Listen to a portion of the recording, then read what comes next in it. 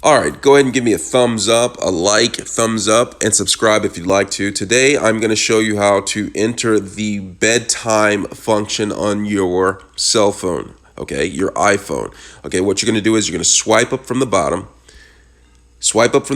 and it brings up all sorts of icons. Next, you're going to do is you're going to tap the stopwatch feature, which is in between the flashlight and the calculator icon. Go ahead and tap that.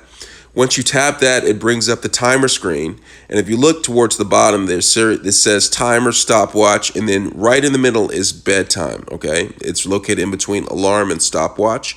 I'm gonna press that, and it brings you to the bedtime feature. And if this is your first time accessing this particular feature, it's gonna bring up this screen and it allows you to get started. Go ahead and press that, and it will get you started. It will let you know when you should go to bedtime and whatnot. You can go